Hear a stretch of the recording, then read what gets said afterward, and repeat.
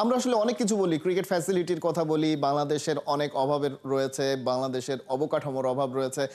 বাংলাদেশ হয়তোবা খেলার সেভাবে প্রস্তুতি নেওয়ারও সুযোগ পায়নি। এবারে চ্যাম্পিয়ন্স ট্রফির আগে দুটো দেশ প্রস্তুতি ম্যাচ বা কোনো দ্বিপাক্ষিক ওয়ানডে সিরিজ খেলেনি, সেটা বাংলাদেশ এবং আফগানিস্তান।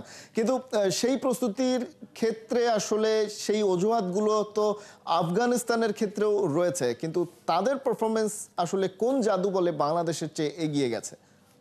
দেখেন, খুব সিম্পল, শুনতে খুব খারাপ লাগবে, বাঙালি ওদের ট্যালেন্ট আমাদের ট্যালেন্টের থেকে 1000 টাইম বেটার। আপনি যদি বোলিং ডিপার্টমেন্টও, ইয়েস আমাদের পেস অ্যাটাক বেড়েছে, আমাদের ঋষাদ কিন্তু একজন গুড ফাইট, কিন্তু ওদের প্লেয়াররা কিন্তু আইপিএল খেলে। আপনাদের কোন প্লেয়ারটা আইপিএল খেলে বলেন? তাও যারা খেলতে যায় তাদের মাঝপথে আপনারা ফেরায় নিয়ে আসেন।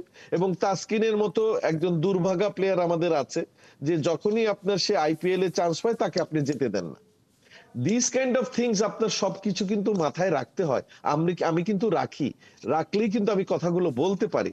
কিন্তু আপনারা দেখেন, আফগানিস্তানের সেই নূর থেকে শুরু করে, রাশিদ খানের কথা বাদই দিলাম, মোহাম্মদ নবী এই এজেড বয়সেও কিন্তু আইপিএল এ চান্স পায়, কিন্তু আমাদের কোনো প্লেয়ার কিন্তু চান্স পায় না। খেয়াল করেন, আমরা হয়তো বা কোনো একটা সার্টেন ডেতে খুব ভালো খেলে ফেলি, সেটার উপর বেস করে কিন্তু আইপিএল এ প্লেয়ার নেয় না। আপনার কনসিস্টেন্সিটা দেখে, সেই কনসিস্টেন্ট তো আপনি না। তো সেই জন্যই আমি বলছি যে আমাদের যতটুকু ক্যাপাবিলিটি আছে সেখানে তো আপনার ঘষা মাজা করতে হবে, সেখানে আপনার প্র্যাকটিস লাগবে, সেখানে আপনার ক্যাম্পেইন লাগবে। দেখেন, আফগানিস্তানের কথাই বলি, এরা তো নিজের দেশের মাটিতে প্র্যাকটিসও করতে পারে না, ফ্যাসিলিটিসও নাই।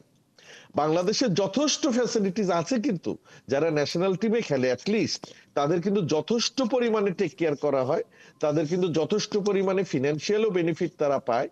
কিন্তু ওই যে একটা ইস্যু আমাদের এখানে কাজ করে, কারা খেলবে কারা খেলবে না, কে থাকবে কে থাকবে না, আপনার যেই টুর্নামেন্টের খেলা সেই ফরম্যাটে খেলা হচ্ছে না।